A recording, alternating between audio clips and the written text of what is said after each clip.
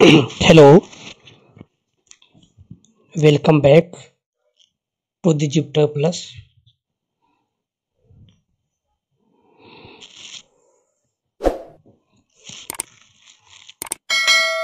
आज के इस लाइव सेशन में हम लोग आगे बढ़ते हुए रिलेशन एंड फंक्शन पे बात करेंगे। जैसे कि आप लोग को पता है कि ये जो लाइव सेशन होता है हर रोज 10 बजे होता है। तो हमने लास्ट 2 लाइव सेशन में क्या देखा था? सबसे पहले हमने सेट थ्योरी का मिसलेनियस एक्सरसाइज को सॉल्व किया था। अब हम लोग जैसे ही फर्स्ट चैप्टर हमारा खत्म हुआ, उसके बाद हम लोग सेकेंड चैप्टर की तरफ मूव करेंगे। जैसे ही सेकेंड चैप्टर की तरफ मूव करेंगे तो नाम आएगा एक रिलेशन एंड फंक्शन का।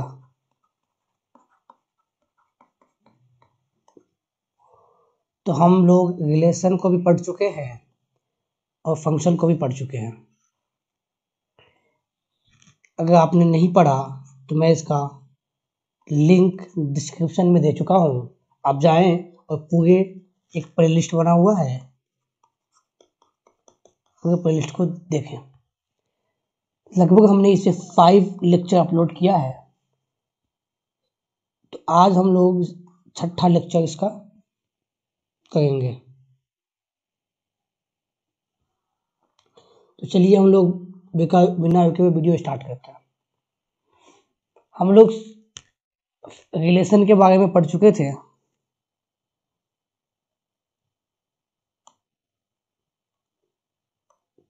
रिलेशन का डिफिनेशन भी देखे, रिलेशन कितने टाइप का सारा चीज तो हम देख चुके थे। उसी तो फंक्शन के बारे में भी सब चीज देख चुके थे हम लोग। आज की इस वीडियो में हम क्या देखेंगे? सम इम्पोर्टेंट फंक्शन के बारे में। इसमें इससे भी हम लगभग 4 या 5 इम्पोर्टेंट फंक्शन के बारे में बता चुके हैं। कौन कौन सा बता चुके हैं? कांस्टेंट फंक्शन के बारे में हम बता चुके हैं। उसी तरह जीरो या नल फंक्शन के बारे में हम बता चुके हैं। उसी तरह लीनियर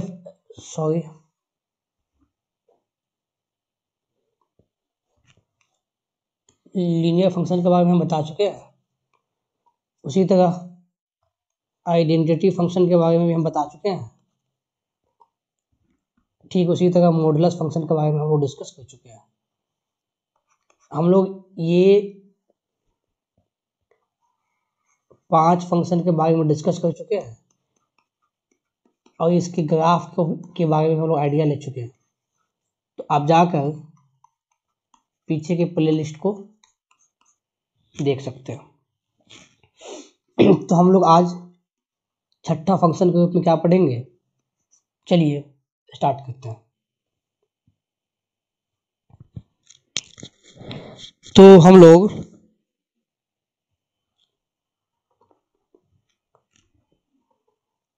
छठा फंक्शन के रूप में पढ़ेंगे ग्रेटेस्ट इंटीजर फंक्शन, या फिर इसी का एक और नाम है इंटीग्रल फंक्शन, या फिर इसी का एक और नाम है स्टेप फंक्शन, जिसको हम लोग शॉर्ट में GIF कहते हैं। मतलब G for greatest, I for integer, A for function.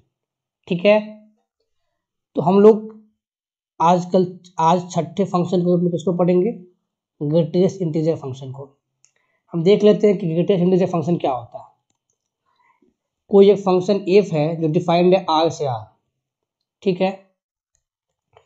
तो fx में जो ग्रेटेस्ट इंटीजर होगा, मतलब fx इक्वल टू जो ग्रेटेस्ट इंटीजर होगा या less than equal to x होगा, उसी को हम लोग क्या कहते हैं? GIF, मतलब कि ग्रेटेस्ट इंटीजर फंक्शन। क्या मतलब हुआ इसका?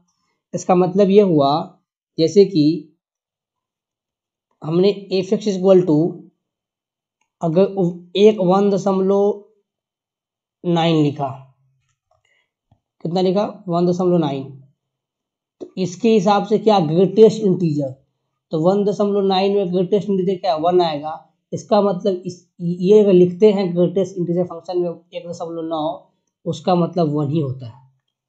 या फिर हम 2.4 लिख दें तो ग्रेटेस्ट इंटीजर में इसका मतलब क्या होगा 2 ही होगा। ये कहना चाहता है कि greatest integer less than equal to x, आई बात समझ, is called greatest integer function.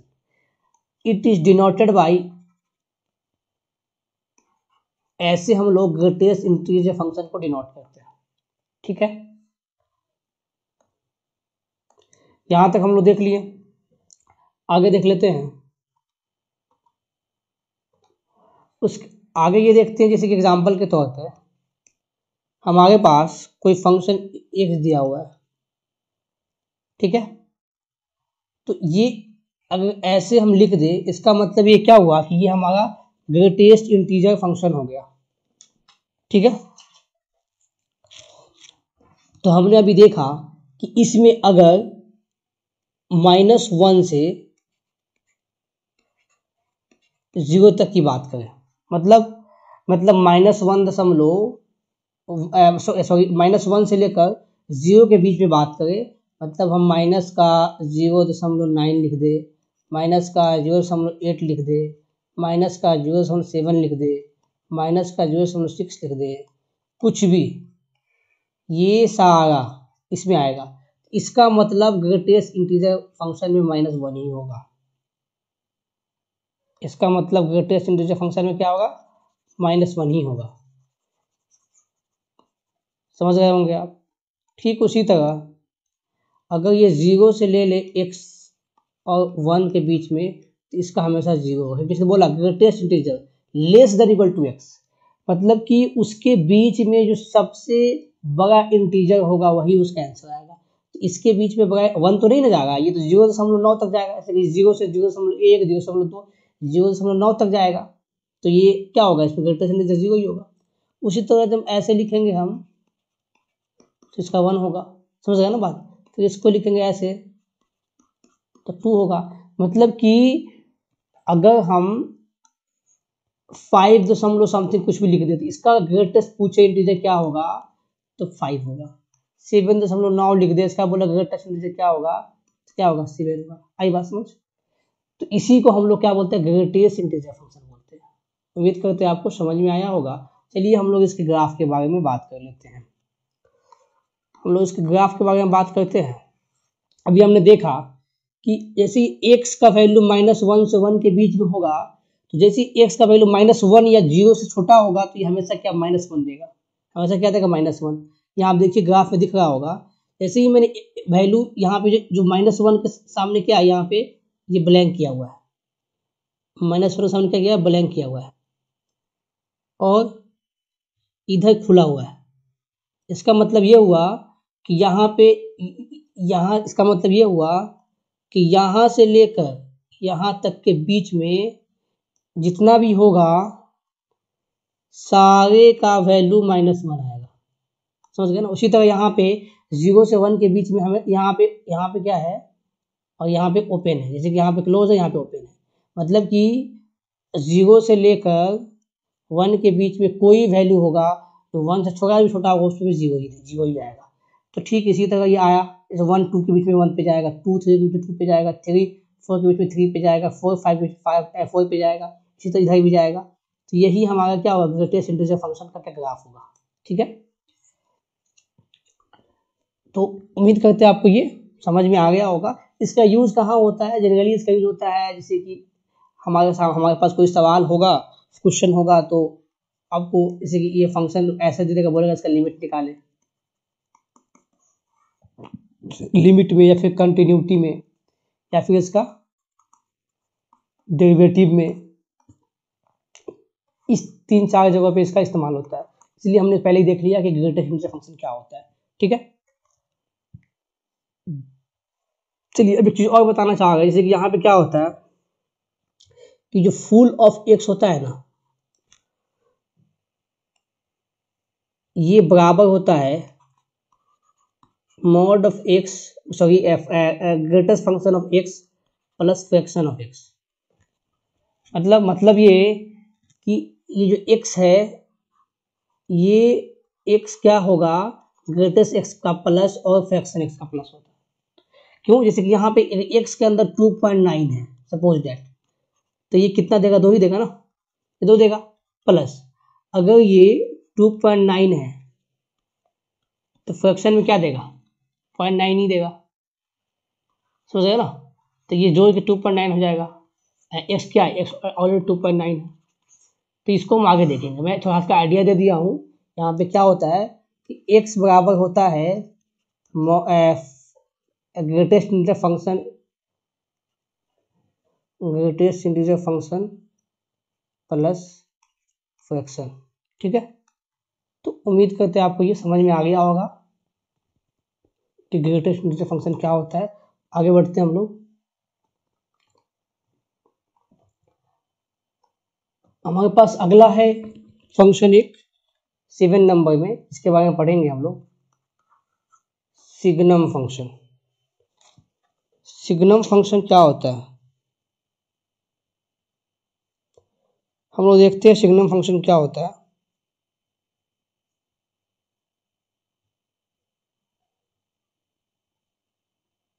ठीक है, हम लोग सिग्नम फंक्शन के बारे में देख लेते हैं।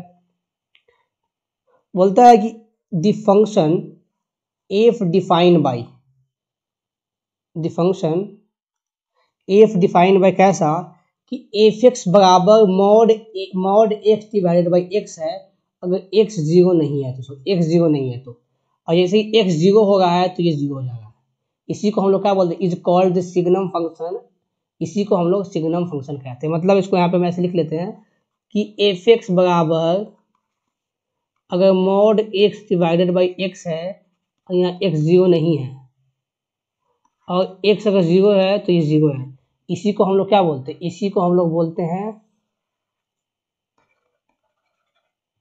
Signum function. ठीक है, और इसको सिग्नम फंक्शन को हम कैसे डिनोट करते हैं, ऐसे डिनोट करते हैं, एस जी एन एक्स, इसको हम लोग सिग्नम फंक्शन से डिनोट करते हैं।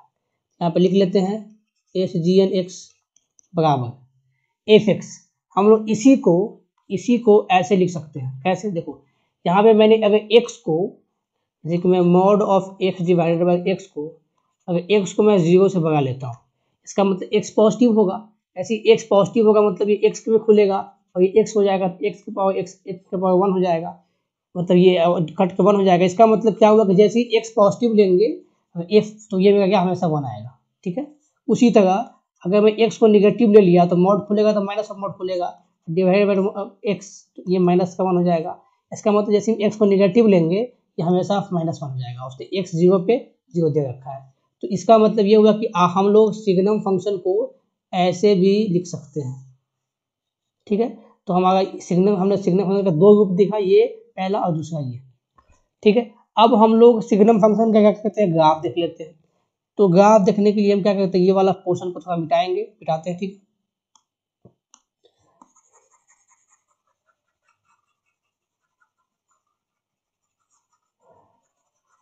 आप यहाँ देख रहे होंगे एक चीज बहुत ही ऐसे से दिख रहा है कि हमारा कोई भी जो फंक्शन है,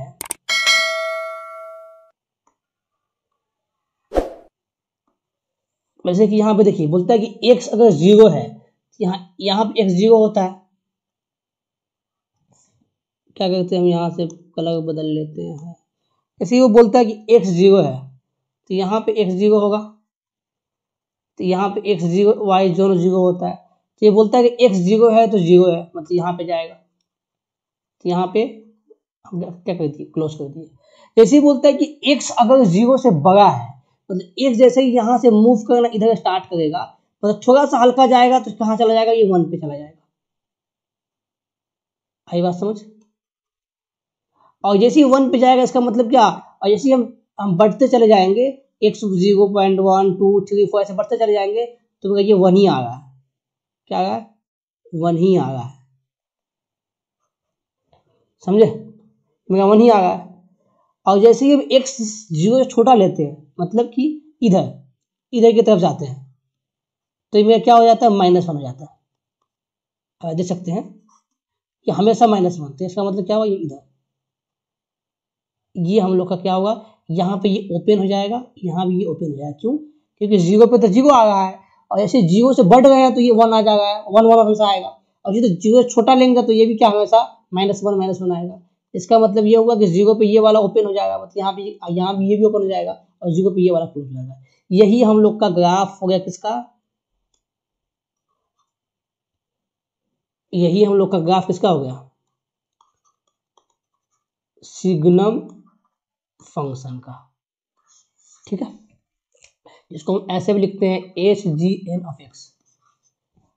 आगे देख लेते हैं इसका, अगर हम डोमेन के बारे में बात करें, देखिए आप यहाँ देख सकते हैं इसका डोमेन तो ऑल रियल नंबर है, जैसे कि 0 से बड़ा, 0 से छोटा और 0। इसका मतलब इसका डोमेन क्या है, ऑल रियल नंबर है। ठीक है, इसका डोमेन क्या है, ऑल रियल नंबर है। अब अगर हम बात करें रेंज कौन कौन सा आएगा, तो अब देखिए कोई भी, अगर 0 हम लेते हैं तो 0 आ रहा है, अगर x 0 से हम बड़ा लेंगे तो हमेशा 1 ही आ रहा है, और 0 छोटा लेंगे तो हमेशा -1 आ रहा है। इसका मतलब इसका रेंज में कौन कौन सा आया, 1 -1 0।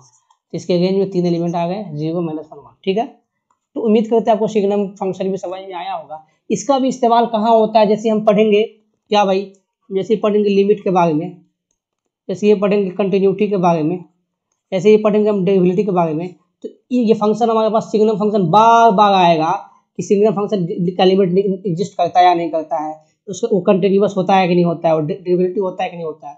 जब हम पढ़ेंगे कैलकुलस स्टार्ट करेंगे तो देखेंगे। ठीक है, इसलिए मैं पहले इसको सिग्नम फंक्शन के बारे में इंट्रोडक्शन दे दिया। ठीक है, चलिए हम अगला देखते हैं। अगला हमारे पास आया एक्सपोनेंशियल फंक्शन। देखिए एक्सपोनेंशियल फंक्शन क्या होता है,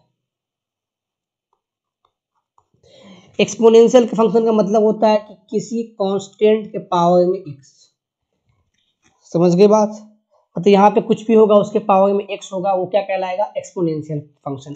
जनरली हम लोग e के पावर x को ही एक्सपोनेंशियल फंक्शन समझते हैं, जबकि हमारा 2 के पावर x भी क्या एक्सपोनेंशियल फंक्शन ही है, a के पावर x भी क्या एक्सपोनेंशियल फंक्शन है। ठीक है ना।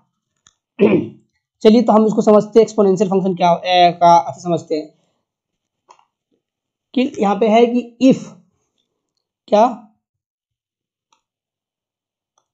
इफ a क्या है, 0 से बड़ा है, और ध्यान दीजिएगा a 0 से बड़ा है, a 1 नहीं है, then function defined by f(x) बराबर इतना। देखिए यहाँ पे मैं समझाना चाह रहा हूँ, किसने बोला कि f(x) बराबर क्या है, a के पावर x, तो बोलता है यहाँ पे a 1 नहीं। क्यों भाई, ऐसे a 1 होगा तो हमको पता है a के पावर कुछ भी क्या होता है, 1 ही होता है।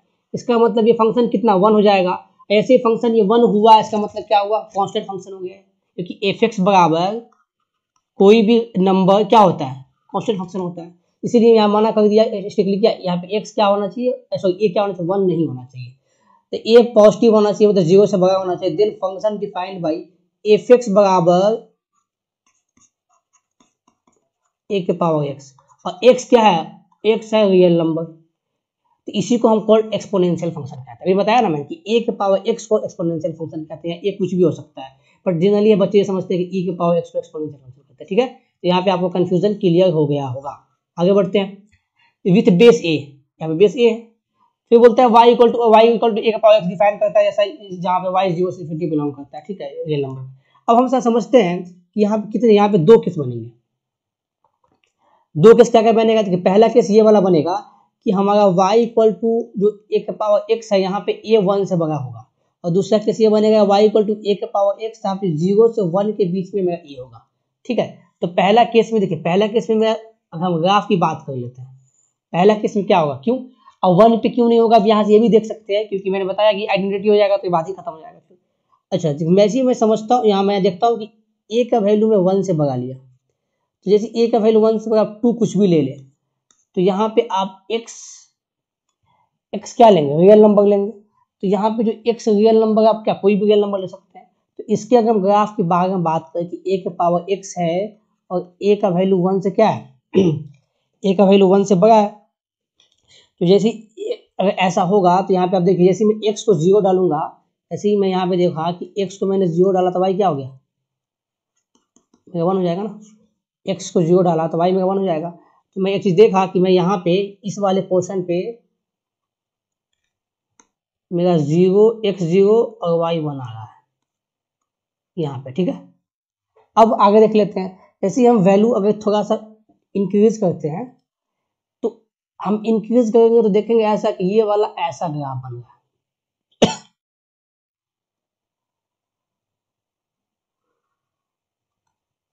तो इसको आप याद है तो ठीक है ना, तो इसको आप जहन में बैठा लीजिए। कैसे बैठाएगा मैं बताऊंगा। यहाँ पे अगर a का वैल्यू 1 से बड़ा है तो a के पावर x का ग्राफ क्या ऐसा ही होगा, मतलब यहाँ से ये ऐसा बढ़ता चला जाएगा ऊपर की तरफ, ठीक है। अब हम अगर सेकेंड केस की बात कर ले कि भाई अगर 0 से 1 के बीच में होगा तो ग्राफ कैसा बनेगा। तो देखिए यहाँ भी अगर ये 0 के 1 a क्या है 0 से 1 के बीच में है, इसके पावर में अगर मैं 0 डाला तो ये भी लगभग 1 ही होगा, मतलब ये भी 1 ही होगा। तो यहाँ भी एक पॉइंट ये नहीं लगाया क्या भाई 0 से 1 बट इस केस में क्या होगा, जैसे ये 0 से 1 के बीच में होगा, इस केस में मेरा ग्राफ ऐसे बन जाएगा, समझ में। ये मेरा ग्राफ क्या हो गया, ये भी मेरा ग्राफ a के पावर x में इकाई है, बट यहाँ पे a क्या है 0 से 1 के बीच में है, ये भी a के पावर x का है जहाँ पे 0 मेरा 1 a मेरा 1 से बड़ा है, ठीक है। तो उम्मीद करते हैं आपको ये एक्सपोनेंशियल फंक्शन भी समझ में आया होगा, ठीक है। चलिए अब हम लोग आगे बढ़ते हैं, अगला फंक्शन देख लेते हैं। हमारे पास अगला फंक्शन क्या है, लोगरिथमिक फंक्शन है। देखिए लोगरिथमिक फंक्शन क्या होता है, जब y इक्वल टू एक्स करके कुछ लिखा हो, यहाँ पे बेस कुछ हो, आई बात समझ। मतलब इसको मैं ऐसे लिखे हैं अपने टर्म में, ऐसा लिखा होगा कि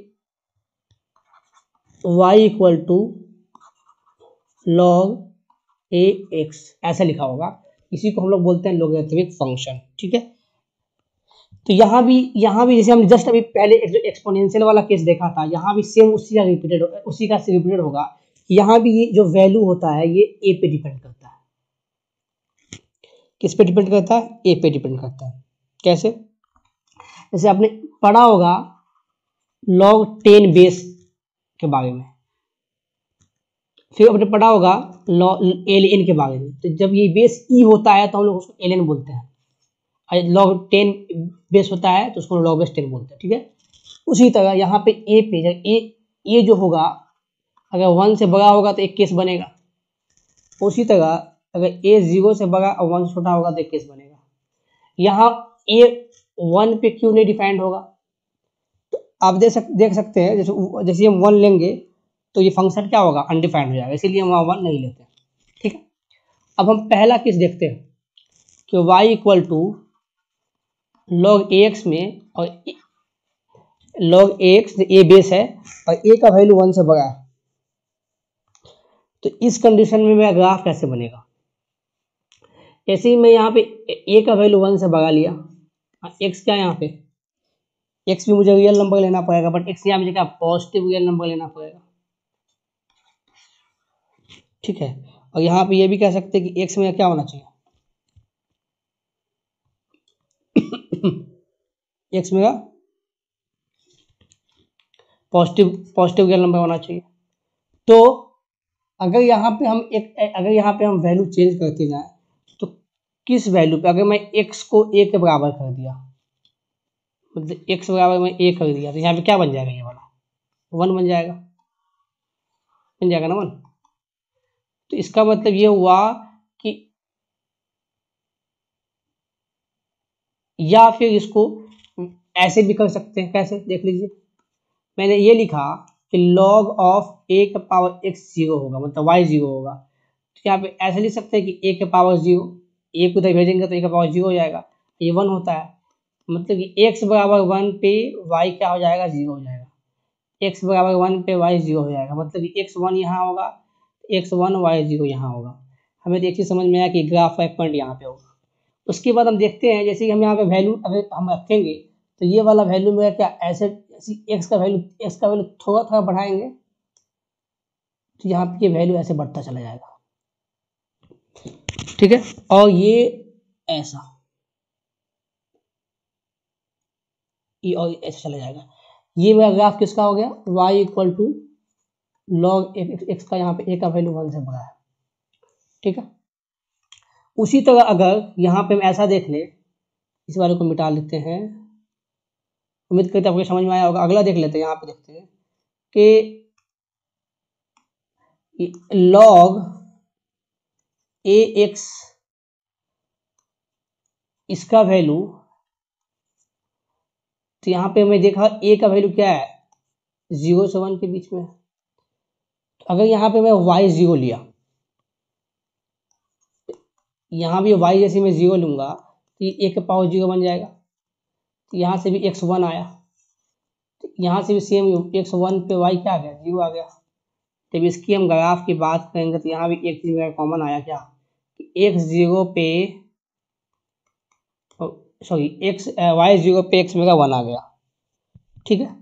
बट हम इसके बाद इसमें इस ग्राफ पे एक चीज देखेंगे, जैसे हम वैल्यू अपपुट करना स्टार्ट कीजिएगा तो ये वाला क्या है कि जो ये वाला जो a है मेरा 0 से 1 के बीच में है, तो ये वैल्यू हम इंक्रीज करेंगे तो ये वैल्यू मेरा क्या करेगा, डिक्रीज करेगा। तो इसका ग्राफ कुछ ऐसा बनेगा, ऐसा। एग्जैक्ट बन नहीं पा रहा एक्चुअली, फिर से मैं बनाने की कोशिश कर रहा हूँ। मैं ऐसा करता हूँ, सब मिटा लेता हूँ। उसका ग्राफ कुछ ऐसा बनेगा,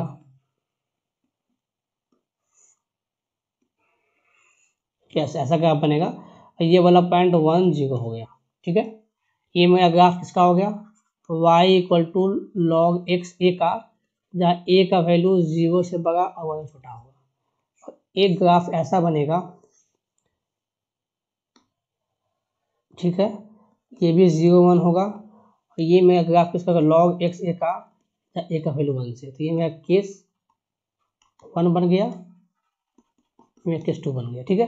दो तरह का लॉगरिथम फंक्शन का केस बन गया, ठीक है। उम्मीद करते हैं आपको ये भी बहुत अच्छे से समझ में आ गया होगा। जब इस पे भी हम इसका लिमिट निकालने, जब इस फंक्शन का हम क्या लिमिट निकालेंगे, कंटिन्यूटी डिस्कस करेंगे या फिर डेरिवेटिव डिस्कस करेंगे, तो हम देखेंगे कैसे इसका लिमिट एग्जिस्ट करता नहीं करता है, कंटिन्यूस होता नहीं होता, ठीक है। आगे हम बढ़ लेते हैं, आगे फंक्शन आता है रेसिप्रोकल। रेसिप्रोकल फंक्शन का मतलब क्या होता है भाई, कोई फंक्शन का क्या, उसको हम 1 बाई समथिंग ले लें, जैसे कि यहाँ पे तो कोई फंक्शन एफ है जो कि 0 से r पे है, तो डिफाइंड फंक्शन क्या हो जाएगा, 1 बाई एक्स हो जाएगा डिफाइंड। फंक्शन क्या डिफाइंड हो जाएगा,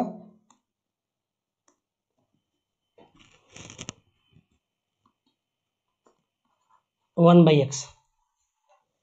तो यही मेरा क्या है, रेसिप्रोकल फंक्शन कहलाएगा, जहाँ पे यहाँ पे x क्या होना चाहिए, 0 नहीं होना चाहिए, क्योंकि ये 0 होगा तो क्या होगा, अनडिफाइंड हो जाएगा।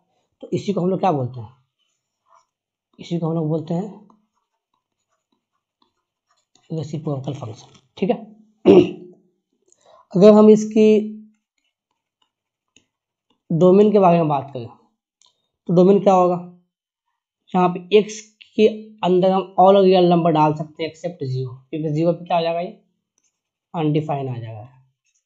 अगर रेंज की हम बात करें तो रेंज भी लगभग आप 1 डाले 2 डाले 3 ऑल रियल नंबर आ जाएगा एक्सेप्ट 0, क्योंकि किसी भी वैल्यू पे 0 नहीं होगा, ठीक है।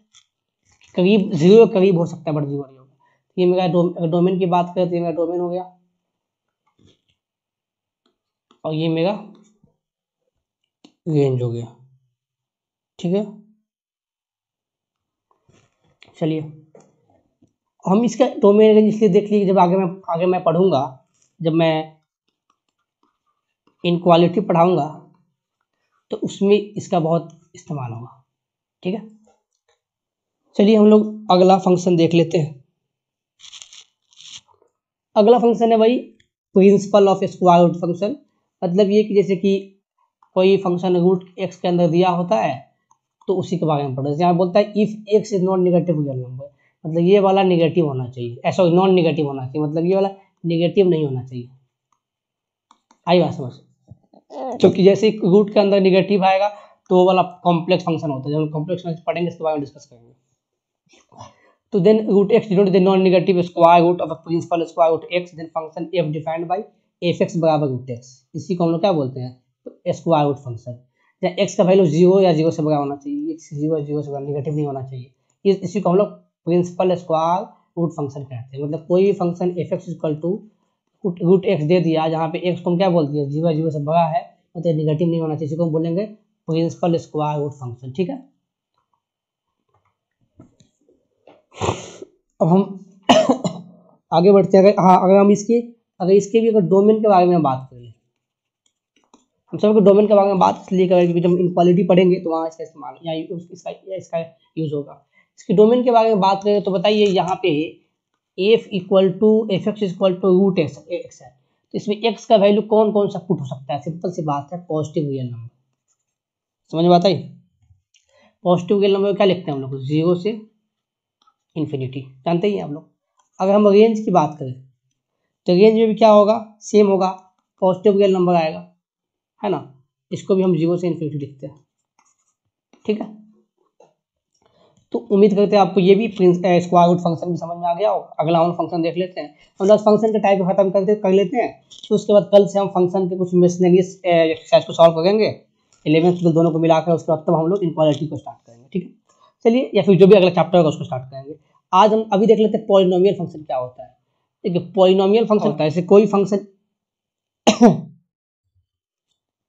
फंक्शन एफ है जो आर से आर पे है, तो ऐसा हम लिख सकते हैं एफ एक्स बराबर a plus A1 x plus A2 x square plus A3 x cube, ऐसे AN एक्स के पावर n, जहाँ पे n क्या हो, n याद रखिएगा, n इंटीजर होना चाहिए, और भी पॉजिटिव इंटीजर। कैसा इंटीजर, z प्लस को बोलते हैं। क्या होना चाहिए, पॉजिटिव इंटीजर होना चाहिए, कौन, n।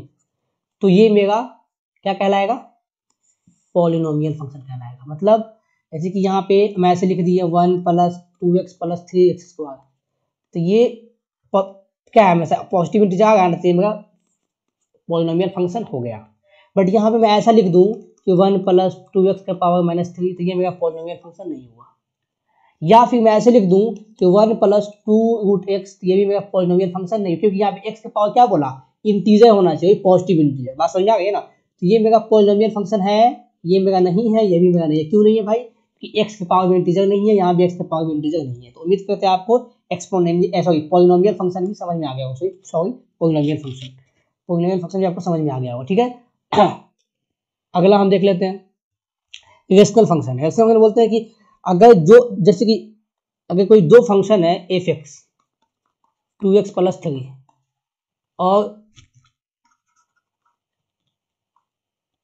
और दूसरा कोई फंक्शन है g x square plus 2x, तो अगर हम इसको ऐसे लिख दे 2x plus 3 divided by x square plus 2x, यही 2x, तो यही मेरा क्या कहलाएगा, यही मेरा कहलाएगा रेशनल फंक्शन। ठीक है, मतलब कि दो पॉलिनोमियल फंक्शन को, यहाँ पढ़िए, 2 पॉलिनोमियल फंक्शन को हम लोग कोशेंट में लिख दे, उसी को क्या बोलते हैं, क्वेश्चन का मतलब क्या होता है, a बटा b क्या क्वेश्चन हो गया। तो अगर हम f x by g x लिख दें, जहाँ पे जी एक्स क्या हो, 0 नहीं होना चाहिए, तो ये f x by g x, अगर एफ एक्स पॉलिनोमियल है, जी एक्स पॉलिनोमियल है, तो एफ एक्स बाई जी क्या कहलाएगा, रेशनल फंक्शन। ठीक है, तो उम्मीद करते हैं आपको ये भी समझ में आ गया होगा रेशनल फंक्शन। अगला हम लोग देख लेते हैं। अगला बोलता है कि एक्सप्लिसिट एंड इम्प्लिसिट फंक्शन क्या होता है। देखिए, ये बहुत इजी सा बेसिक तक ही है कि कोई इफ एक रिलेशन दिया हुआ एक्स एंड वाई में, सच डेट मतलब ऐसा रिलेशन हो कि एक्स को हम क्या कर एक्सप्रेस कर सकते वाई के टर्म में। मतलब कि कोई भी एक्स और वाई के बीच में ऐसा रिलेशन दिया हो कि हम लोग वाई को एक्स के टर्म में क्या करना, एक्सप्रेस कर सकते हो, तो वाई क्या कहलाएगा, एक्सप्लिसिट फंक्शन ऑफ एक्स कहलाएगा। और अदरवाइज अगर नहीं कर पाएंगे तो वाई का इम्प्लिसिट फंक्शन ऑफ एक्स कहलाएगा। बात समझ में आई। मतलब ये कि अगर एक्स और कोई फंक्शन एक्स एंड वाई में दिया हुआ है, तो वाई को हम एक्सप्रेस कर ले किस भी एक्स टर्म में, तो क्या कहलाएगा, ये y is explicit function of x. अगर नहीं कर पाएंगे तो कहलाएगा y is implicit function of x. तो ये एक टर्मिनोलॉजी की बात है, उम्मीद करते हैं आपको ये भी समझ में आ गया होगा। इसको देखिए यार, अब हम अगला देख लेते हैं आइडेंटिकल फंक्शन। आइडेंटिकल फंक्शन का मतलब क्या होता है कि कोई भी फंक्शन अगर एफ एक्स है वो जी और जी एक्स, दो फंक्शन है तो एफ एक्स बराबर जी एक्स होना चाहिए, या ऐसा भी कह सकते हैं कि इसका डोमेन भी और इसका डोमेन, दोनों का डोमेन बराबर होना चाहिए। मतलब कोई अगर दो फंक्शन है f x and g x, तो इसको हम आइडेंटिकल कब बोलेंगे, जब ये दोनों बराबर हो और इसका डोमेन भी क्या हो, बराबर हो, तो हम लोग इसको बोलेंगे आइडेंटिकल फंक्शन। उम्मीद करते हैं आपको ये समझ में आया होगा। अगला हम लोग देख लेते हैं। अगला हमारे पास है ऑड या इवन फंक्शन। देखिए कोई भी फंक्शन अगर एफ एक्स मतलब एफ ऑफ, अच्छा कोई फंक्शन मेरे पास एफ एक्स दिया हुआ होगा तो हम क्या कहेंगे, इसका एफ हम माइनस निकालेंगे, चेक करेंगे। अगर ये माइनस ऑफ एफ एक्स आ जाएगा, ये माइनस ऑफ एफ एक्स आ जाएगा, इसका मतलब ये फंक्शन कौन सा है, ऑड फंक्शन है। यहाँ पे लिखा हुआ है। या फिर इसको ऐसे भी लिख सकते हैं, कैसे देखिए कि F minus x plus F x zero आना चाहिए। आई बात समझ? हमने क्या किया, मतलब ये वाले पोर्शन को इधर भेज दिया तो क्या F x, F minus x plus F x बराबर जीरो आना चाहिए, या ये दोनों में कोई एक हो तो फंक्शन क्या होगा, ऑड होगा। अगला देख लेते हैं। अगला हमारे पास क्या है, इवन फंक्शन। इवन फंक्शन क्या होता है, इवन फंक्शन होता है कि F of minus x F x के बराबर होगा तो इवन फंक्शन होगा। मतलब ये कि कोई हमारे पास फंक्शन एफ एक्स दिया हुआ होगा तो हम क्या करेंगे, उसका एफ ऑफ माइनस एक्स निकालेंगे। अगर ये एफ एक्स के बराबर आएगा तो बोलेंगे वो फंक्शन क्या है, वो फंक्शन इवन फंक्शन है। ठीक है। इसका एक और तरीका क्या है, इसी को हम ऐसे भी लिख सकते हैं कि F x minus of F x क्या होना, जीरो होना चाहिए। अगर ये जीरो हो जाएगा इसका मतलब ये बोल सकते हैं कि फंक्शन क्या है, इवन फंक्शन है। तो उम्मीद करते हैं आपको ये इवन और फंक्शन का भी कॉन्सेप्ट समझ में आ गया होगा। कोई भी फंक्शन अगर इवन ऑड निकालने के लिए बोलेगा तो फंक्शन क्या करेंगे, हम ऐसे f of minus x check करेंगे। अगर इसको हम एफ एक्स के बराबर प्रूफ कर दिए तो क्या हो जाएगा, इवन हो जाएगा, और माइनस एफ एक्स के बराबर प्रूफ कर दिए तो ऑड हो जाएगा। आई बात समझ? आगे हम लोग बढ़ते हैं। अगला है पीरियोडिक फंक्शन। क्या होता है, ये पीरियोडिक फंक्शन का मतलब होता है कि ऐसा फंक्शन जो लिमिटेड टाइम के बाद रिपीट होने लगे। मतलब कि जैसे कि एग्जांपल आप समझते हैं, जैसे कि हम साइन एक्स का देख लेते हैं। साइन एक्स का ग्राफ कैसा होता है आप समझिएगा, जैसे कि साइन 0 पे 0 होता है और साइन 0 पे 0 होता है, और कहाँ पे हो जाता है, पाई पे, फिर पाई पे 0 हो जाता है और फिर 2 पाई पे, फिर जैसे कि 0 हो गया समझिएगा, ये 2 पाई हो गया और ये पाई हो गया, यहाँ पे पाई बाई 2 हो गया और यहाँ पे 3 पाई बाई 2 हो गया। अब हम ये बताना चाह रहे हैं आपको कि ये जो साइनस का ग्राफ है इसका पीरियड यही होगा। क्यों, अब इसके बाद भी आप लिखेंगे तो ये रिपीट ही होगा, इसके बाद भी आप कहेंगे तो क्या रिपीटेड ही होगा। मतलब ये वाला जो पोर्शन है, ये वाला और ये वाला पोर्शन वो क्या होगा, रिपीट होगा। जैसे यहाँ देखिए रिपीट होगा, तो आगे भी रिपीट होगा। तो हम लोग पीरियोडिक फंक्शन किसको बोलते हैं, जो रिपीट होता हो। तो ये फंक्शन क्या हो गया, साइन एक्स वाला फंक्शन क्या होगा, पीरियोडिक हो गया। और उसका पीरियड क्या होगा, तो जितना रेंज के बाद रिपीट करेगा वही उसका पीरियोडिक फंक्शन हो जाएगा। जैसे यहाँ पे वही उसका पीरियड हो जाएगा। यहाँ पे ये 0 है और 2 पाई है, तो 0 से 2 पाई के बीच में क्या कर रहा है, फिर से रिपीट कर जाएगा। इसका मतलब साइन एक्स का पीरियड क्या हो जाएगा, 2 पाई। यहाँ हम देखिए हमने लिखा है कि यहाँ पे f t plus x equal to f x हो जाएगा, तो यहाँ पे क्या टी क्या कहलाएगा, एफ एक्स का पीरियड कहलाएगा। ठीक है। और sine x cos x sec x cos x का पीरियड 2 पाई होता है। हमने बताया कि साइन एक्स का 2 पाई होता है, तो आपने कॉस एक्स का भी ग्राफ लिख लेना है, इसी तरह सेक एक्स का भी ग्राफ लिख लेना है, कॉस एक्स का ग्राफ लिख लेना है। इस चारों का पीरियड कितना होता है, 2 पाई। क्यों, 2 पाई के बाद वो रिपीट होने लगता है। और tan एक्स का और कॉट एक्स का रिपीट पाई होता है। क्यों, क्योंकि ये पाई के रेंज के बाद क्या होता है, रिपीट होने लगता है। तो उम्मीद करते हैं आपको पीरियोडिक फंक्शन का भी आइडिया हो गया होगा।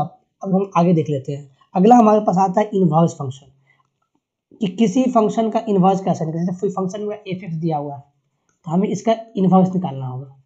तो देखिए इसको निकालने का हमने तरीका पहले बताया है लिटिल बिट के कुछ प्रश्नों के द्वारा, बट इस फंक्शन, अगर हम फंक्शन में बात करें उसका इन्वर्स निकालने की बात, तो ये होता है कि फंक्शन जो हमारा एफ एक्स है, मतलब इसका इन्वर्स की बात है कि मतलब 1/f(x) हमको निकालना होगा।